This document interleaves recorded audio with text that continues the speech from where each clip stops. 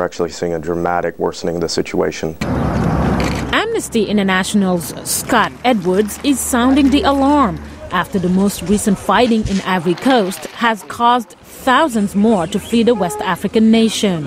Over the past week, we've seen tens of thousands of people displaced. Internally, we've seen a huge uptick in refugees fleeing to Liberia, to Ghana as well.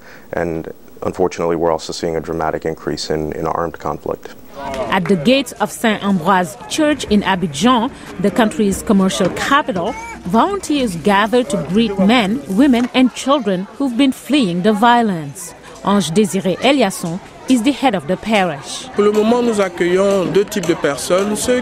the moment, we actually have two types of people. Those who come and spend a day or two in the hope of continuing their journey, and those who stay 2 or 3 days.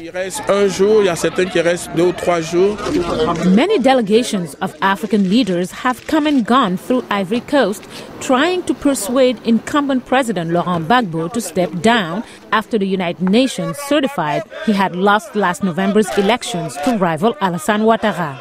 But nothing has worked so far.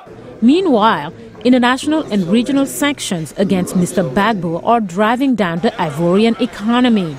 Ebouaka Suleiman, a beauty salon owner, says since the crisis began, it has been a real struggle. Right now, we cannot even get half of what we were getting then. We are not working and there are no clients. Suleiman's employees have also had to go for weeks without pay. Kwadjo Amo Desire is a beautician in the salon. It's now 2 months that we have been working and have not been paid. This week, long queues of government workers also lined up outside the few open banks in Abidjan, hoping to cash their latest paychecks. Some Ivorians, in fact, say they are just tired of the prolonged crisis. While ordinary Ivorians are obviously feeling the pinch, Todd Moss of the Center for Global Development says Mr. Gbagbo must be too. He has a very large bill he has to pay every month to keep the army and security forces and the civil service on side, and that means he's going to need access to cash.